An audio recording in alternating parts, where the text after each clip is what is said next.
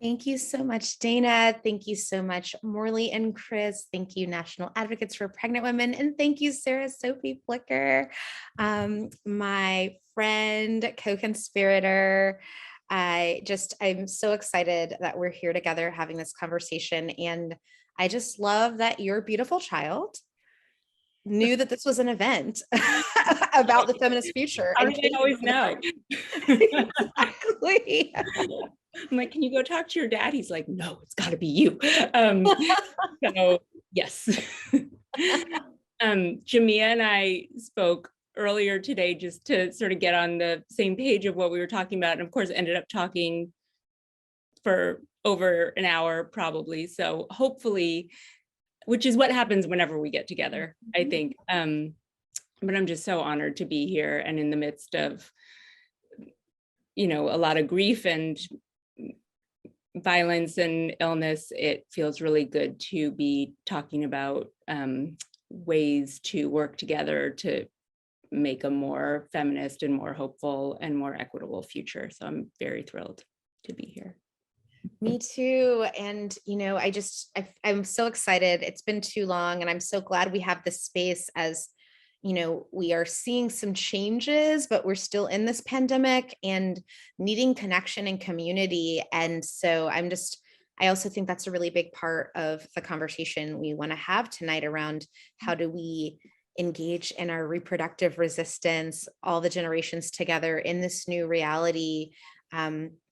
Despite the distance, the physical distance we still might have for many different reasons. How do we do things together and build in this new reality we're in? So one of the things we were talking about earlier today was exploring the question of what does an intergenerational and intersectional feminist future look like?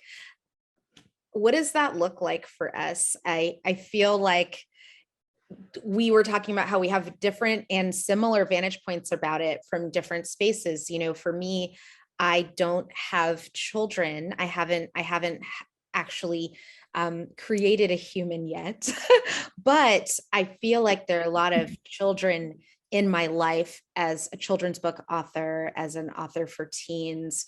And I have godchildren. I have cousins and other people who are in that phase of life. And I'm very concerned about the planet that they're inheriting, the systemic issues that have come through as generational traumas. I think I'll just say generational traumas that have been passed on for centuries. And I'm really looking to be a cycle breaker.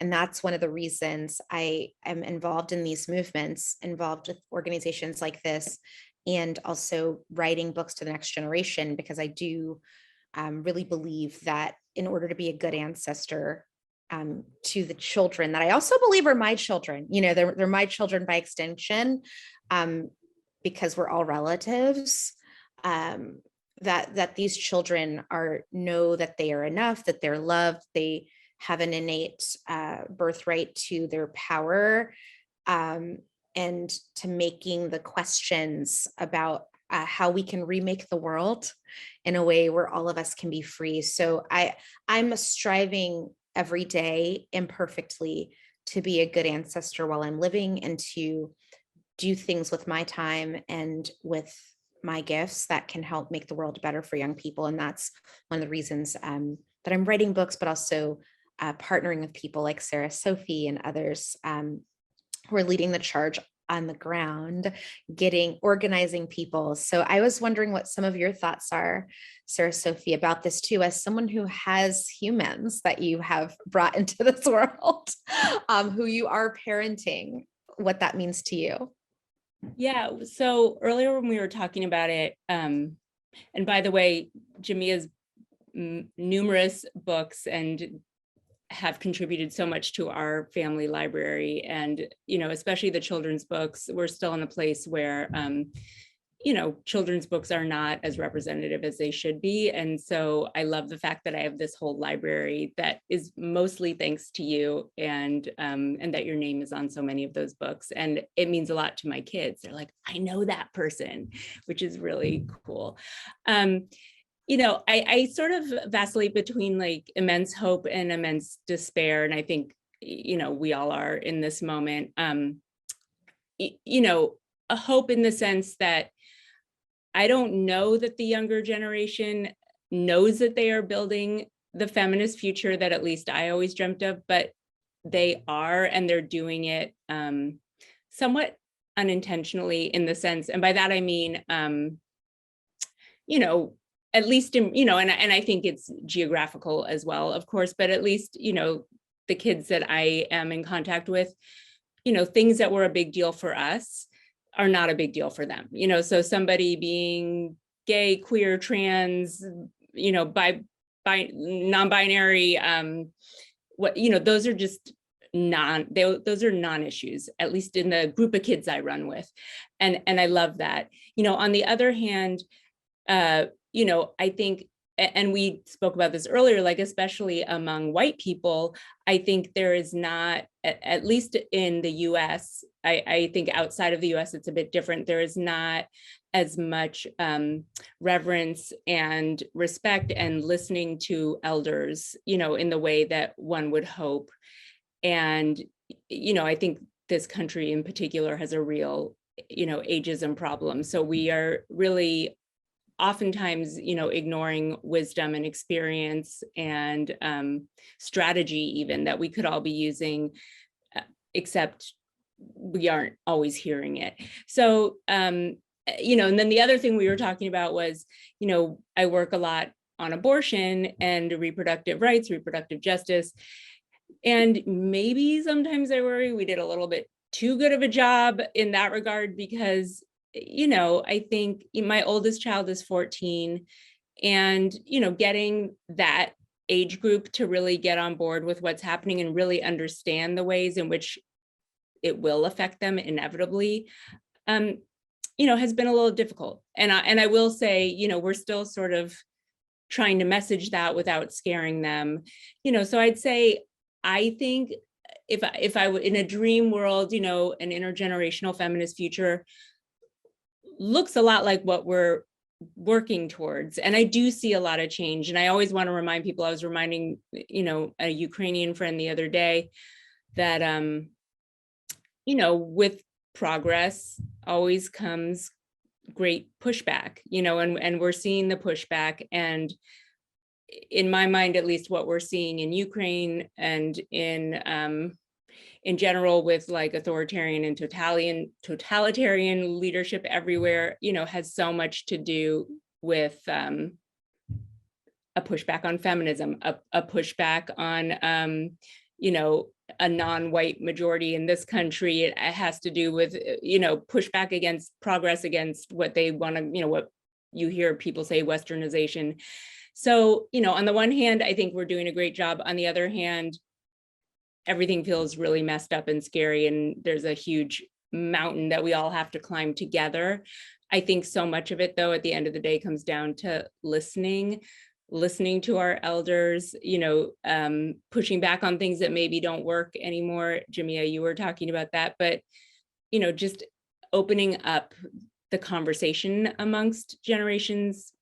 That's where my real hope is right now.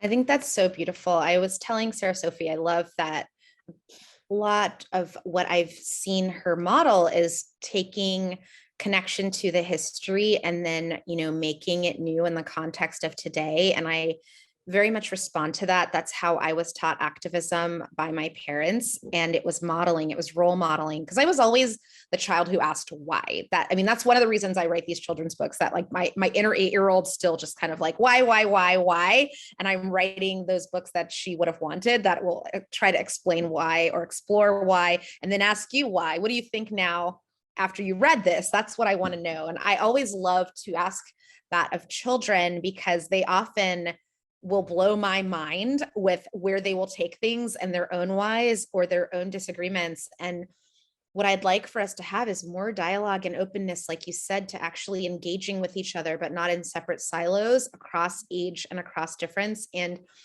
one of the cultural things we were talking about is, I feel like, because I was raised in a very religious Southern Black family, that I was taught to respect my elders, which has been a benefit. I've had elders in the movement compliment me for that deference, is something that they really respect, that I asked a lot of questions about the history, that I'm always engage in honorifics, because I was very much taught to always have that honor for the road others had paved.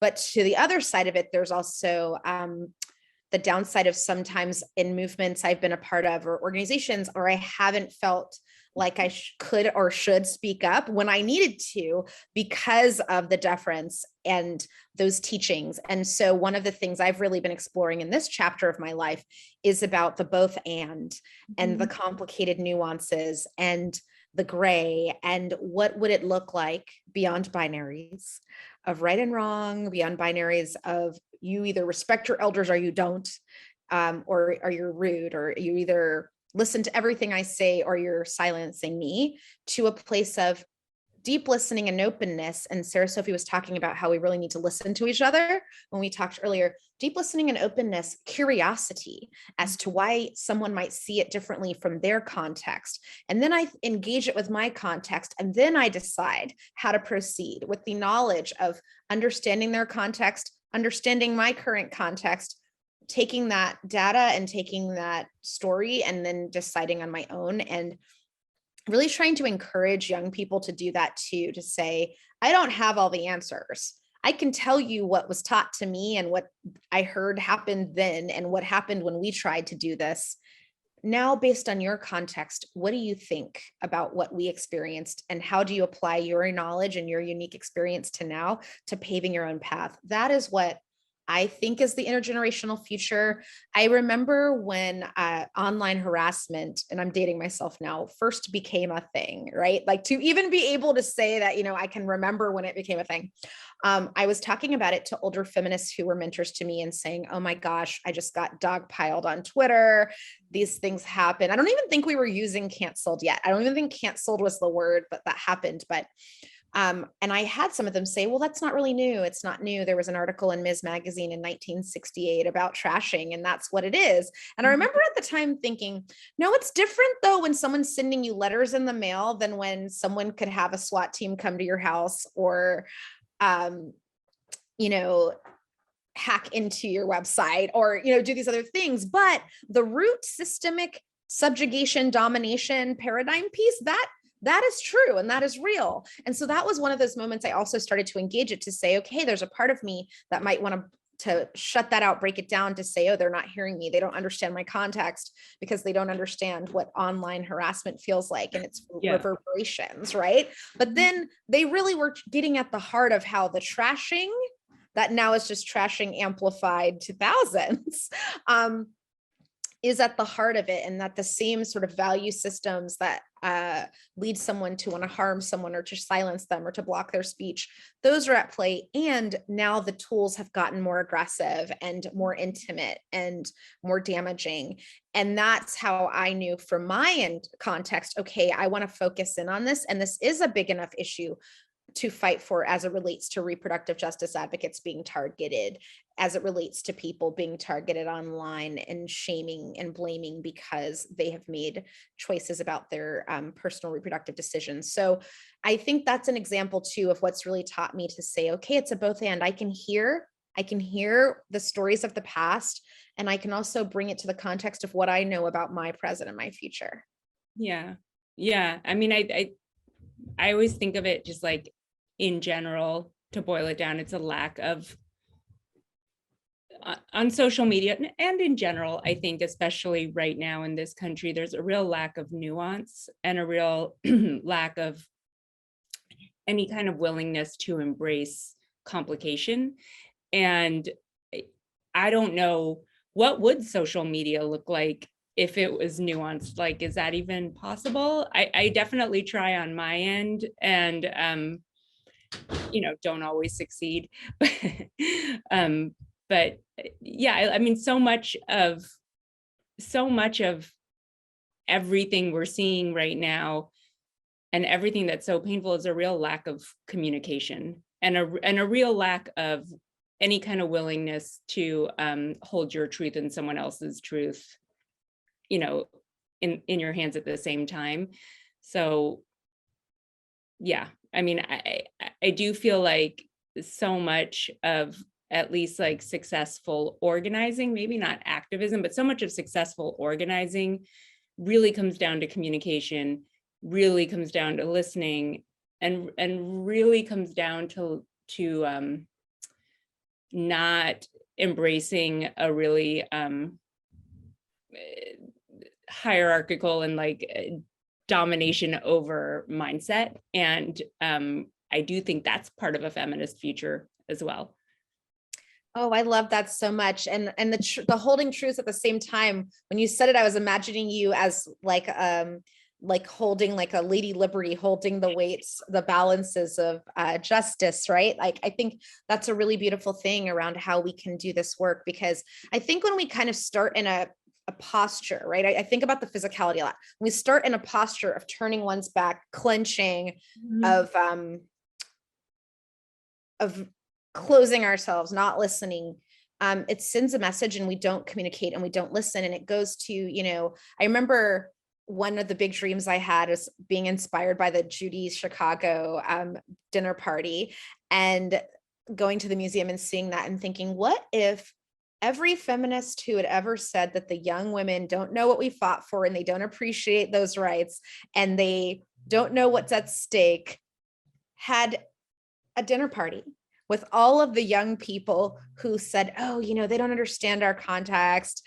They want us to do tactics that don't work for our community, those kinds of things. And what if we had dinner and we actually talked about those assumptions about ourselves or the context that led us to have them, and really kind of hashed out why we're in the fight? I think we would find so many common threads at the real core of the root issues and the root reasons why we fight for liberation, why we fight for consciousness, why we fight for connection and freedom together, and why this involves all of us. And so that's my dream, to have more spaces for us to do that in community, and to, instead of having the closed posture, the clenched fists, the turn back, to be in a circle together, to actually like eye to eye. You know, you can't, I don't trust anyone who does a cheers, who doesn't look me in the eye, right? It's kind of that thing, right? You can never, you're not going to get away with that, as you know.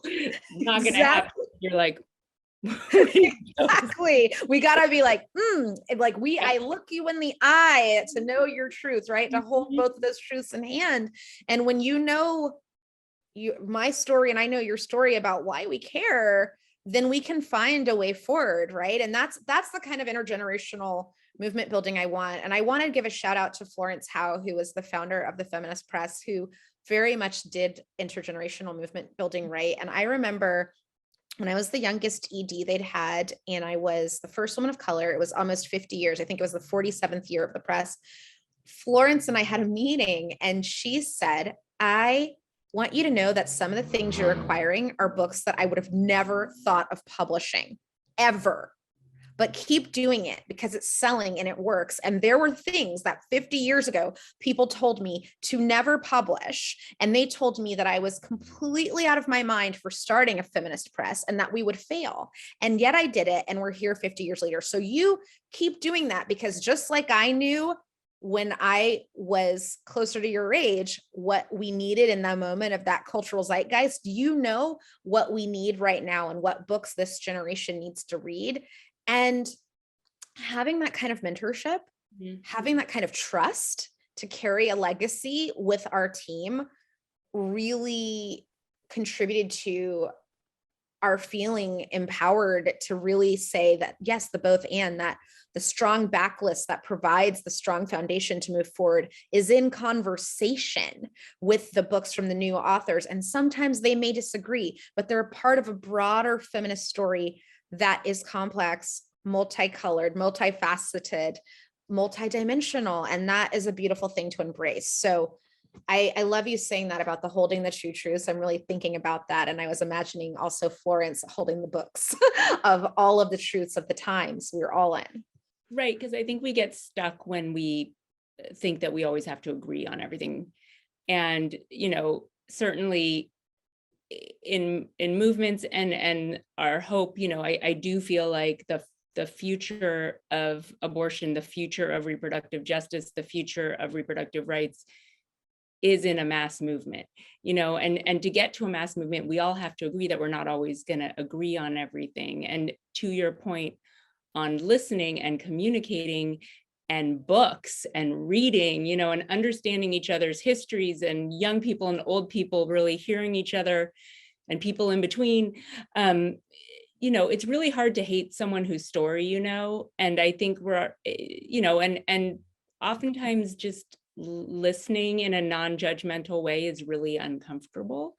And, part of the future also, I think, is being okay with being uncomfortable sometimes, because that's how we grow, I think. I really think that's true. So I feel like we could stay on this question forever, and maybe we're covering other questions, but yes. I want to make sure that. Yeah, I love what you just said, because this part about the shared history made me think about one of the questions we were talking about around this question of, how do we shift culture and expand this conversation around reproductive resistance and feminist futures about our shared story, about our shared history and the collective future, when we have actual bans and limits to access to the shared history. That, we are facing a time right now where there are people who are actively trying to ban young people from getting access to important texts that will teach them to critically think about their reproductive justice and freedom, to critically think about race, to critically think about intersectionality. And I'm really concerned about what that means. Hi. Come on over. No, you didn't invite me. And, when you just talked about the shared history, it just made me think that that's so much of what's formed my belief system and helped it evolve, because I really believe in that too. That's why I wrote this book as Feminism, was because I wanted to make the case that feminism is evolving, that I was tired of having people say, I'm not a feminist, but because of something one person who called themselves a feminist did that was not good or problematic. And so my answer to it was actually to kind of say, let's go through history and explore through story and experience and also data, but in a fun way, how feminism has evolved since the word was coined, and how there are a lot of different ways to be a feminist and a lot of different people who call themselves feminist. And it's really up to you to decide how you embody that, if the core values of liberation, justice, equality are there. So I'm really curious what you're thinking about that too, about how we shift the culture, how we expand that conversation, while we know that there are attacks on us sharing the story, sharing the wisdom, passing things on to the next generation. Yeah, I mean, it's funny, something you were just saying reminded me of a conversation I had with my daughter when she was around 8. And I remember, just because Jamia and I are professional feminists. So Jamia taught me that. I'm like, yeah, that's what I am. I'm a professional feminist. Because I'm a professional feminist, my friends will write books or make t-shirts or whatever. And certainly, like, there was a period, before Trump was elected, and sort of that bled into it a little bit, where, I do think we got into this place of like using, when we were talking about girls, for example, like my daughter would get like, shirts that were like, I'm courageous, I'm brave, I take up space, da, da, da. And on the one hand, I was like, she is courageous and brave by nature, so we don't have to worry about that. But, I do wonder, like, how valuable is it to teach a bunch of, at least in my household, a very privileged white kid to take up space and be loud? Like, actually, I feel like personally, like, the success that I've had in the work that I do has a lot to do with like not taking up a lot of space and not necessarily being loud and really listening. And I think that, little by little, I find this really wonderful. I hope everyone else does too. I do think, there was a point at which, to be a feminist, you sort of had to emulate the status quo, which was completely pretty much created and dictated by masculine masculinity and what's coded as masculinity, like how we teach masculinity. And, you know, there's a point at which, you know, things like I said, nuance or listening or meeting someone in the middle, compromise, became sort of really undervalued and almost seen as frivolous, because, you know, if you think about anything that's like seen as feminine or feminized, that's like frivolous and not serious and not tough and strong. I just feel like, you know, my strength and what I can add to the work that we all do together is vulnerability and not nurturing because I have to, but because it's something I like to do, and I like mediating. And, you know, I went to law school, and that was something that really stuck with me from that experience. So I don't even remember what the question was, but what was the question, Jamia? No, you're answering it, because we were talking about the shared history, you know, and how we make sure kids get these messages, because people are trying to block their access. Yeah, no, and when we think, I mean, I don't know about you all, but like my head is spinning, like between, you know, the anti-trans bills and the bans on, you know, trans kids' healthcare and the bans on abortion, you know, and now we're seeing, you know, and the bans on learning about American, or let's say, you know, history of the United States specifically. Even, you know, the war in Ukraine, those things are all connected. And I do feel like the sooner we see the ways in which these systems exist and are all connected, and all these things we're talking about, we don't necessarily have to be able to, I will never be able to tell you this is happening in this state, this state, this state, because my brain doesn't work that way, but I can understand the systems which are creating these circumstances, and the systems in which we have to push back on, the systems that we have to storytell around, to sort of unearth like the myths of even the superiority or power of those systems.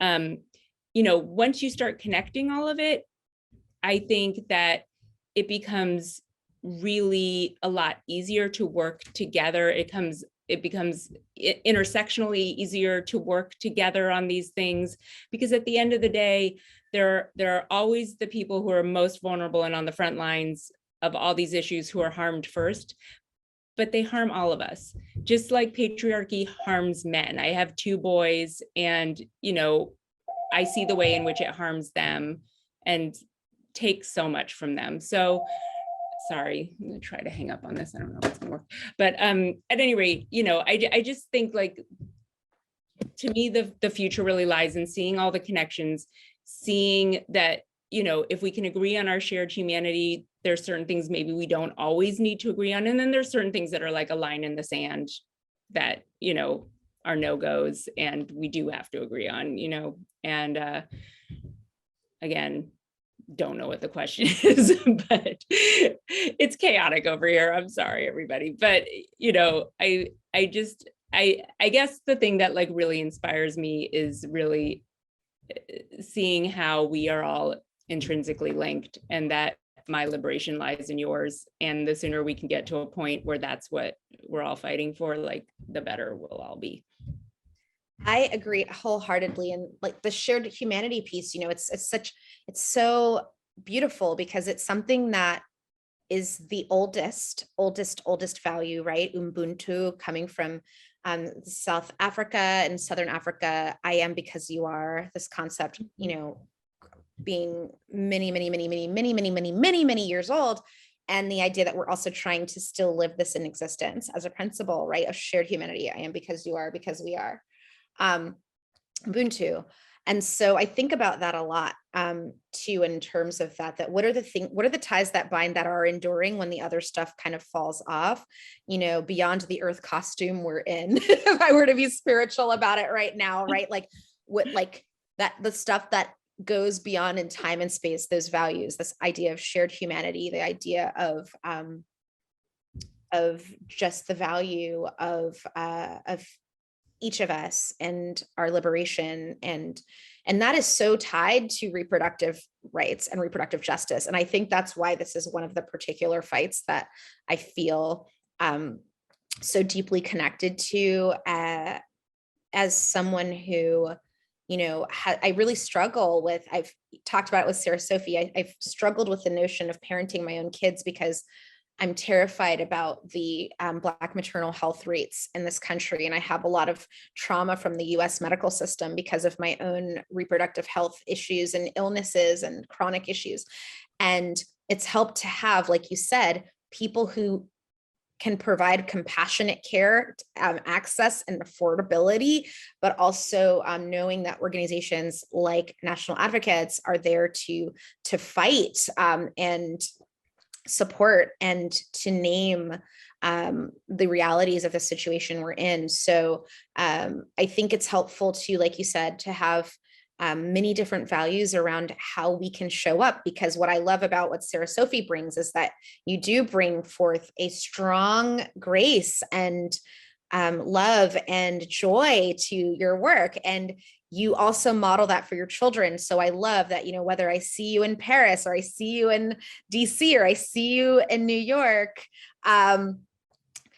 usually there is one of your children nearby who's a part of what we're doing together. And so they're also sharing in the history. So they're also seeing it and shaping the history too. And when I think back on, my late mother and her activist legacy, so much of what she said was that intentional too. Oh, I had you licking envelopes at this campaign event. I had you holding our hands at this march. I had you watching this movie with us and having a conversation about it so that you knew about these issues. And I see you doing that with your children. And it gives me so much hope because I know that they're getting the history too, because they're living the history and they're going to pass it on, It's funny because, I think we have this in common. We're very vocal about the things we believe in. And yes, the joy piece, all of that is so critical. As a parent, I get asked all the time, what's an age appropriate way to talk to your kids about war or abortion or race or, Black Lives Matter, police violence, whatever. And, I think the thing is, and listen, like, I haven't met a parent yet who will say with full confidence, oh yeah, I know what I'm doing and I got this. Like, I do not have this. Parenting brings me to my knees every day, as you can probably sense by like the total, I don't know if you can hear, but I have like kids jumping up and down in the next room and it's so loud and distracting and but we also have one kid with COVID right now. So sadly, one is like locked away in a room, but doing very well. And none of us have it. But at any rate, I think the thing is, every age is an age appropriate age to talk to your kid. And if it's part of your family and your life and all these topics are ingrained in what you're talking about around the dinner table, there will never be a time where you have to have a specific conversation unless you are a Black parent talking to your Black child about police violence, unless you are talking to your teenager who became pregnant. I'm making hypothetical situations, but the point is like, my kids, this is part of their life because it's part of my life and it's part of all the adults around them, their life, you know what I'm trying to say. And on the parenting piece, I think that's really important. And like the thing is, if there are children who have to live with war, as we're seeing so blatantly everywhere on the news right now, if there are children who have to live with discrimination because of their race, because of their gender, because of their the identity that they have, whatever it may be, if there's kids that have to live with that, then certainly like my kids can live with a conversation and some marches or whatever it is. That's always felt really important to me. And the other thing, I was so excited about doing this particular talk because I think that we are finally getting to a place when we're talking about reproductive justice, when we're talking about abortion, where the reproductive justice framework is finally really making sense to everybody, not just Black and brown people, but and women specifically, but everybody, because the thing about, for example, like the thing about these bans, you know, and where a pregnancy advocacy group comes in is, you know, beyond, you know, all these terrible laws saying, no, you can't get reproductive care, you can't have an abortion, you can't have you know, the procedure which is similar to abortion that you need if you've had a miscarriage late in your pregnancy, or even saying to a child, you can't have gender affirming care. Those are all reproductive justice issues. And, you know, advocating for legal abortion has never been enough. Roe was never enough. So, you know, Roe was enough for me when I became pregnant as a teenager and had to have an abortion, but was it enough for my sister in Oakland, you know, not my literal sister, but you know what I'm saying? No, probably not. You know, I was able, my boyfriend at the time was able to pay for it, and everything was kosher and fine, and it wasn't a big deal. But that's not the case for so many people. And, you know, the hope that I see is, yeah, I think Roe is going to fall. I really do.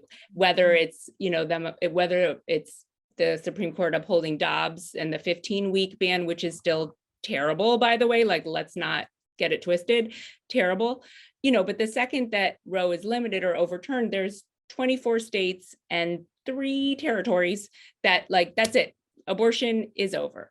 And not only abortion, but also, you know, what we're seeing, and there have been cases in the United States, and certainly numerous cases outside the United States, where if you have a miscarriage, even with a pregnancy that you dearly, deeply wanted, if it happens past a certain point, the chances are you're going to have to go to some sort of facility that provides abortions for people, because it's generally, you know, a similar procedure. And there are cases where those people are being criminalized, you know, and put in jail. You know, there are 17 women in El Salvador that are in jail for that very thing right now. 5 of them have recently been released. But there are, you know, there are laws on the books, aside from these bans, aside from the vigilante Texas type laws that we're seeing. There's also, you know, they're rubber stamping, not only peeking in on people who can get pregnant, but also peeking in on trans, you know, families with trans kids, and criminalizing them for the healthcare that they need, you know, and that's really terrifying. So what I'm trying to say is, you know, this organization, NAPW, is so important and so intrinsically related to everything that we're talking about, in a way that I think only a reproductive justice framework fully allows for. And the only good thing I see coming out of this terrible, politicized, and extremist Supreme Court is the fact that, you know, finally we can have a conversation about accessibility for everybody for healthcare, and we can dream bigger, because we've got nothing to lose at this point. We can dream bigger, and we can all, you know, hear each other's needs and concerns that go beyond just abortion. You know what I mean? And that, to me, if we can all get on board with that, is really exciting.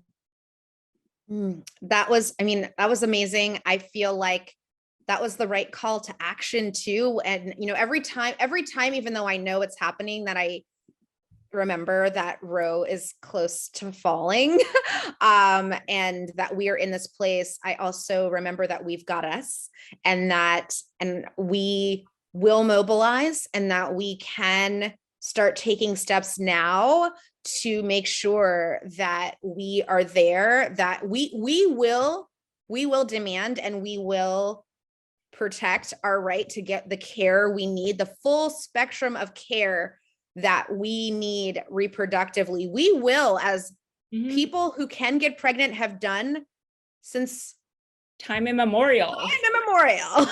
And from the first time of colonization here to contact and all the things that changed it so that this has now even been codified, we will ensure that everyone who needs care and access will know that we will be moving and organizing for us, for them and us together collectively. And when I think about national advocates, I really think, I came to understand this organization's work and the weight by following the cases of Purvi Patel and Bebe Shui.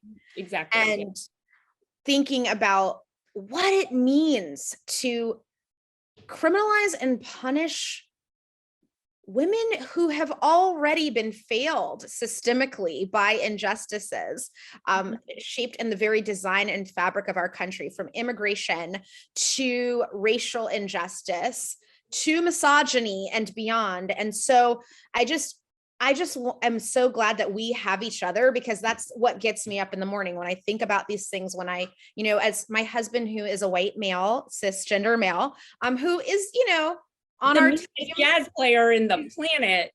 Oh, you're so amazing. He's so amazing. He can play really well, but he's talking a lot right now about he's feeling existential threats because of what's happening based on, mad strongmen around the world who are doing these things. And he's been shaken awake, and he's saying, how is it you're so cool right now? And I'm like, oh, I'm not cool. It's a trauma response, because I have been knowing that they've been coming for me in this Black female body on every level and every framework forever. And I'm just ready at every end to defend my right to live and thrive. So I'm just glad we had this conversation together, because, I was saying, oh, we got this, because however they legislate, we are still going to demand and work to get everyone who needs care access. And I actually think there's like really specific steps, and they're really simple. So I'm just going to name a few of them, and then please add, Jamia, because you know so much more than I do almost always. But, in this moment, like, I do really think when the decision comes down, just be ready to hit the streets, we can look to, so many countries that have done such a beautiful job, and so many cultures have done such a beautiful job of maintaining the right, or building the right to abortion in their own countries. Like, look at the green wave, like, ooh, hi, 1 second. We can, we can do that here, like hit the streets, wear your green bandana, like, uplift, and we stand on the shoulders of serious giants. The other thing is, like, today is, abortion care provider celebration day. So, donate to indie clinics.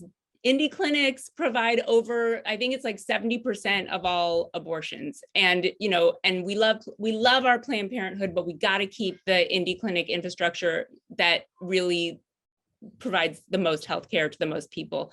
And then I would also say, like, give to abortion funds. Like, abortion funds are the most badass, kick-ass kind of mutual care that has been around, mutual aid that has been around forever. And also, like, educate yourself on abortion pills, because while they are not like as accessible as they should be, they exist, they are legal, we can get them to people, and we just have to be ready to, like, aid and abet each other in everyone getting the care they need. And that means, like, everybody, whether it's abortion related, gender affirming care, whatever it is, like, we are all in this together. And I'm just so grateful to have been here. And Jamia, I love you so much. I'm gonna bounce because I'm helping some friends with a Ukrainian fundraiser tonight, and that's why I'm wearing this fancy sparkly thing. But I can stay on for a couple minutes, and I just want to thank you all. And, like, we've got this if we're all in it together. Thank you so much, Sarah Sophie and Jamia. I have to say, I had you both on during bath time for my two little kids, and my son said, I really like their clothes. So you have a fan, your sparkly outfit, your beautiful stripes and ruffles. It was a hit during bath time. So I know, so Sarah Sophie, if you need to go whenever, when the clock strikes, please go ahead. But we had a great question that I just wanted to throw at you both. And this is something that resonates with us at NEPW in particular, but Shannon asks, one challenge I have with this kind of RJ work is interacting with people who think differently from me, and ultimately those who hold political power over reproductive rights. Do you intentionally go out of your way to have discussions with people who think differently from you rather than staying in an echo chamber? Sarah Sophie, do you want to go first? Because I know you've got your fundraiser, and then I can go after you. Yeah, I mean, I think it's always worth a shot. And, personally have found that one-on-one conversations work a lot better than, yelling in groups or anything like that. And, I think it comes down to communication and coming from a real non-judgmental place grounded in love and a real willingness to hear each other. I mean, I really stand firmly behind the idea that if we know each other's stories, it's really hard to hate each other. That said, like, I've had some successes and I've had more failures than successes, but I think if you're in a position to talk to someone, whether it's a family member or just someone you meet on the street, it's certainly worth a shot. Absolutely. I think that's great advice, because I do think too, the studies show again and again that most people are with us on this issue. They're with us, that there's a lot of misinformation out there, but most people are in agreement that these decisions should be made by the people who are affected by them and most affected. And so I always try to start with that to really connect from a place of shared humanity, as Sarah Sophie said, connection, community, and emotional resonance. Because my experiences, and I talk to a lot of people who disagree with me because I'm originally from the South and grew up in a very religious environment. And I've talked to people when I worked at Planned Parenthood, I had a lot of people who had a lot to say to me about their thoughts about that. And so I actually really enjoy it. And I think, and I also encourage it. I have been in some movements in the past where sometimes people would say, we actually discourage you from talking to the other side. It's a time waster. And I was saying, look, until you've been raised in a missionary context of evangelism, you don't understand that same technique is very good for reproductive rights organizing. So I will kind of go in and talk to people who I know do not agree with me on the 100% thing, but may end up moving on a couple of points or having an empathetic response to widening their perspective.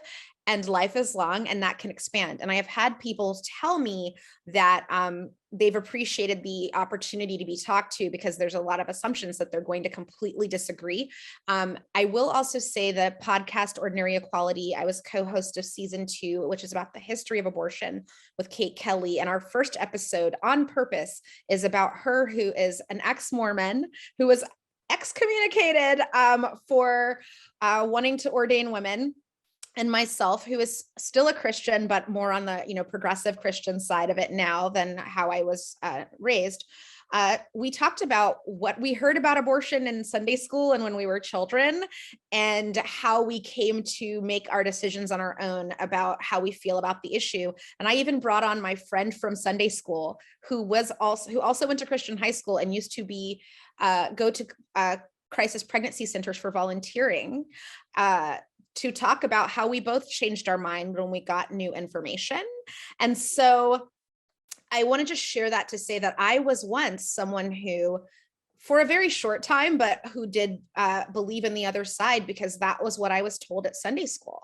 And I had my mother bring me home and say, that's actually not what we believe in this household.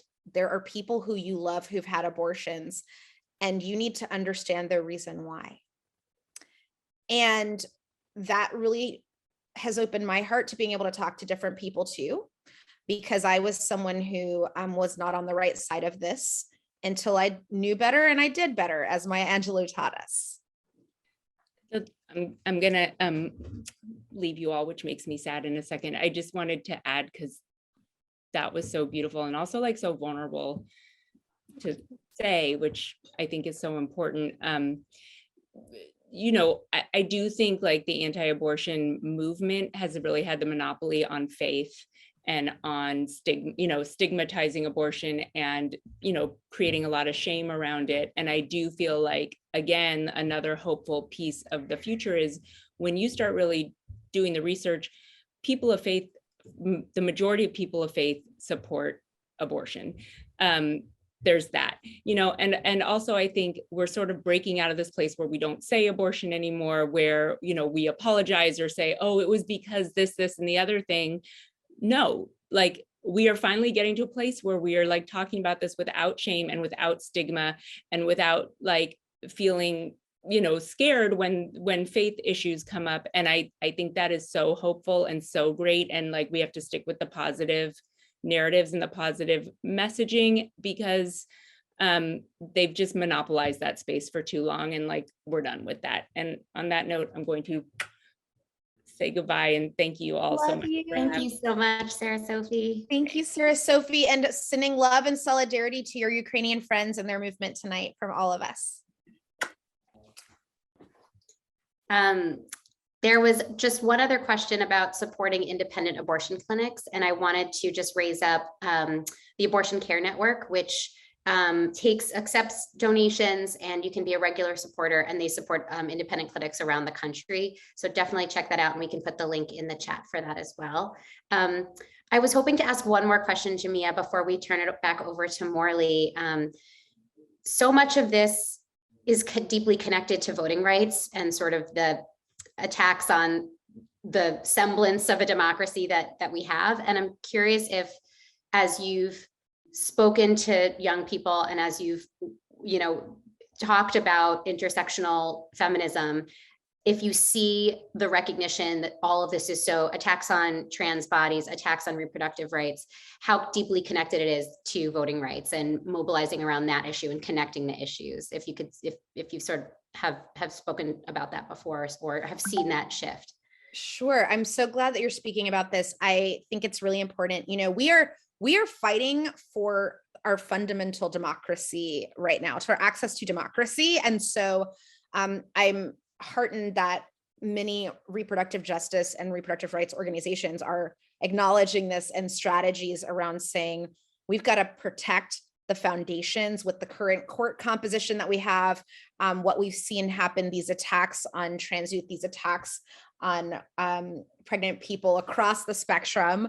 We need to also maintain the actual fundamental infrastructure we need to get people access and for each of us to have our rights. So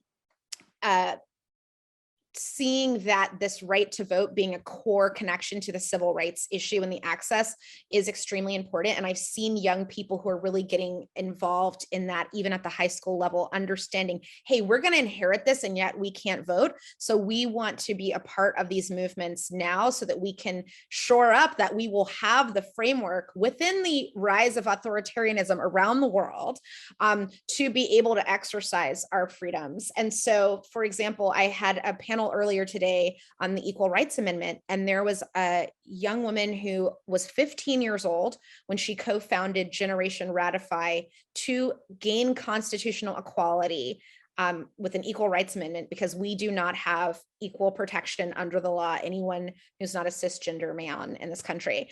Right now, we do not have that because we don't have an Equal Rights Amendment. And they said, well, we can't vote, but we can shape the Constitution by fighting to ratify the ERA. And that's why we're doing this as 15-year-olds. And they are building a constitutional movement that is inclusive, that is expansive, and engaging people with disabilities, queer folks, everyone, to say, this is our fight. We need constitutional equality to have the baseline to protect abortion access, to protect reproductive rights, to protect pregnant people.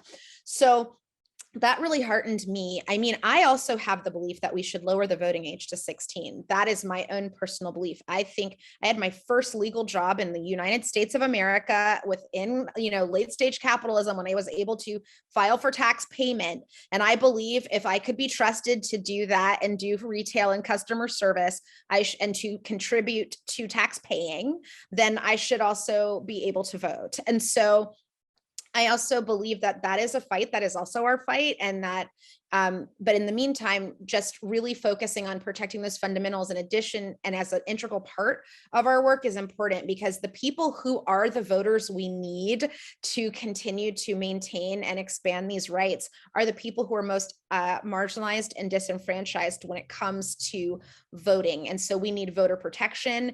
And for those of you who are interested in deepening that engagement, we need it at all levels: registering voters, being poll watchers. If you are a lawyer, please get involved in voter protection and advisement. I had a situation that surprised me in New York where I needed election protection because I had an experience where someone tried to block my access in a local election a couple of years ago.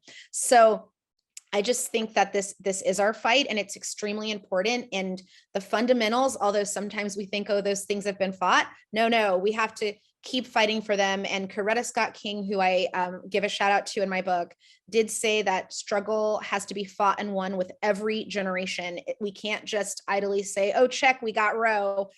As we've seen it now, we have to be ready for every zeitgeist and to continue to build the foundations in, but to continue to expand the freedom and never take it for granted. So I'm so glad you asked that question, because I really think that that's the thing I'm pouring my money, time, and talent into right now, is protecting the vote and protecting the access, because it's connected to every other piece of what we hold dear around human dignity. And that's why I care about these issues that you work on so committedly every day, is because this is actually about the fundamental human rights and human dignity.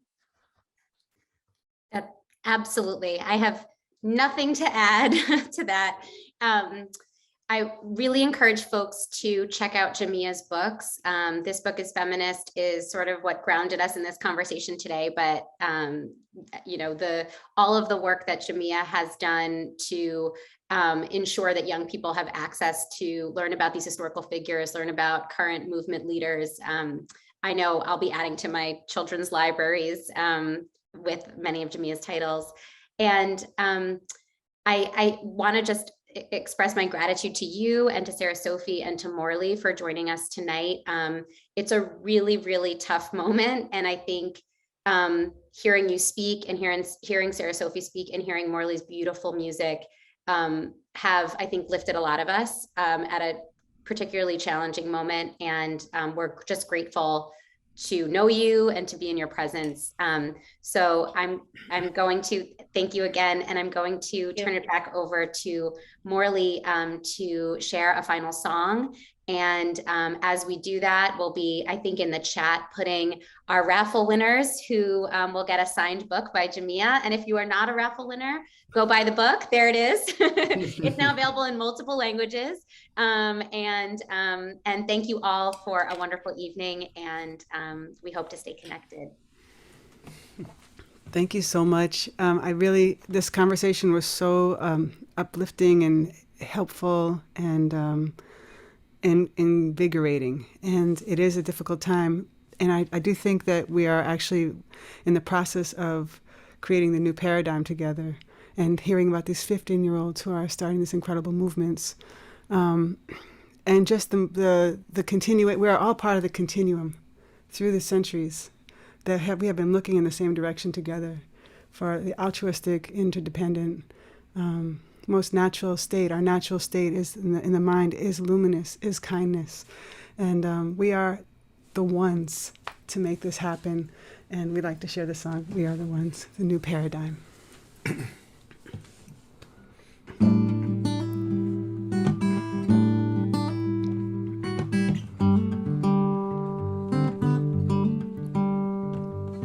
Morning star shines, a hummingbird knows which way to go.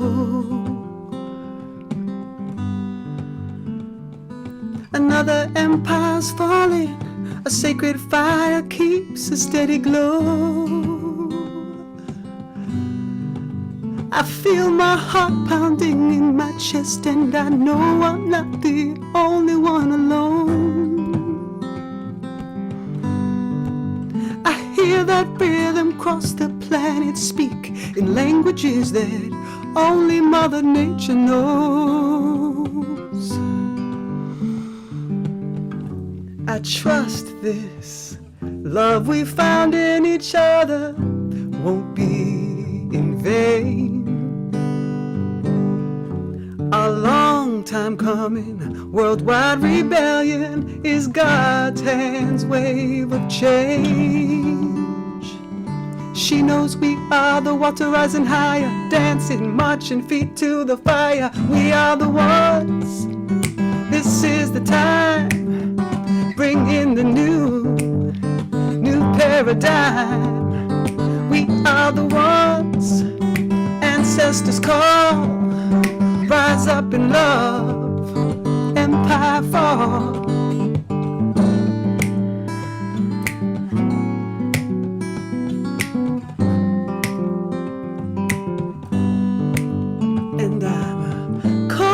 for the healing of the psyche of mankind.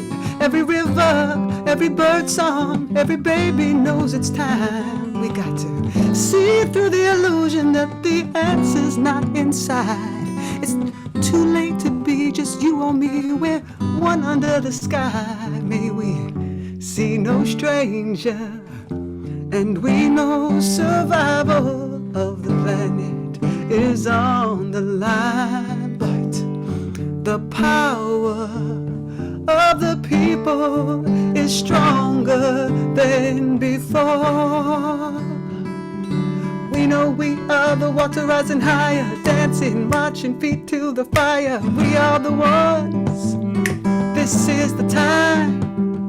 Bring in the new paradigm. We are the ones. Ancestors call. Rise up in love. Empire fall. Our love for the movement to save Mother Nature, led by Black and Indigenous and people of color. Our love for our multicultural healing movement, led by Black and Indigenous and people of color. Our love to the young, to the precious, precious ones. Our love to the elders and the visionaries that are walking by our side. We are the ones. This is the time. Bring in the new paradigm. Thank you. Peace and love from me and Chris. Thank you so much, Morley and Chris. Thank you, Jamia. With that, we're going to close, and grateful to be in all of your presence, and we hope to stay connected. Thank you all.